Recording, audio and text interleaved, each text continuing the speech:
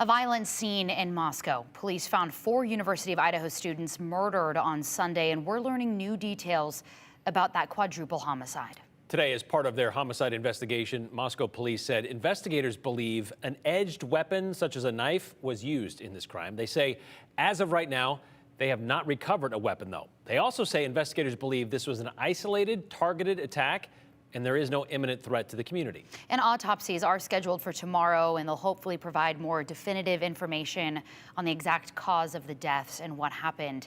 News Channel 7's Andrew Bartlein, though, has been live for us in Moscow the past 2 days, talking to students there. Andrew, with no suspect in custody, how is everybody feeling?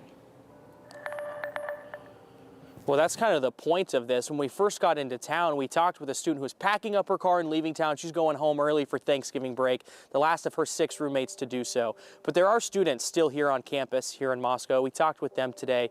They tell us they're struggling to make sense of it all.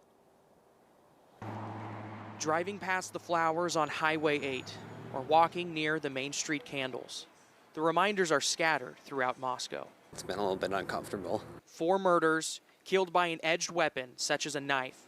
No suspect in custody, but Moscow police insist the community is safe. The police could be more forthcoming about details. Students cut right to the chase. Especially since, it happened so close to campus.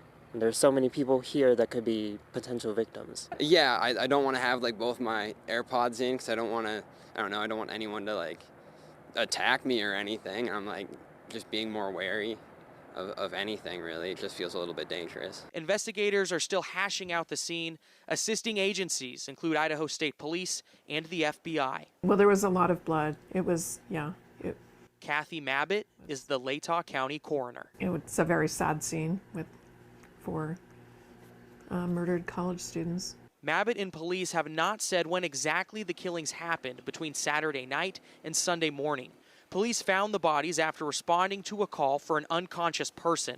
Police tell KTVB that unconscious person is among the 4 murdered, shutting down rumors and speculation. No, there are 4 homicides. Police are looking for a suspect and say no one else is injured outside the 4 killed. It's safe and no suspect.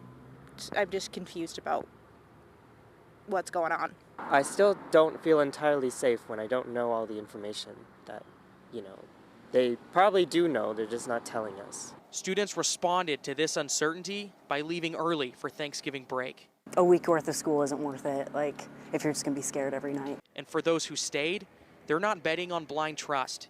They want answers. Answers to explain those reminders they now see every day. There could be someone still of threat around campus. I don't know. That doesn't really make anyone feel too safe around here. Just that statement of, don't worry, you're safe. Yeah. It doesn't do anything for you? No, it definitely doesn't. It feels just fake.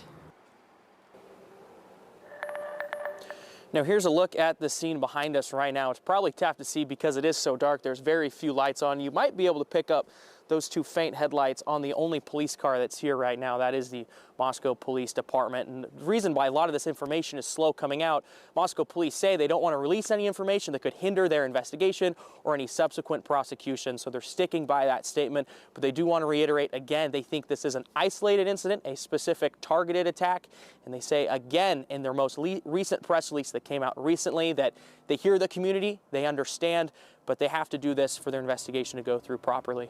Yeah, Morgan and Brian. Sending that press release in response to community concerns and calls on them to shed more light on the situation. Andrew, I also think it's important to point out that we heard from a coroner before we heard from law enforcement on camera, and I know we are continuing to ask these questions of them. We've also heard from the mayor as well, and these concerns are not just in the community of Moscow, but statewide, because there's always a connection to that community. Tons of families here in the Valley. All right, Andrew, we appreciate your work up there. Thank you.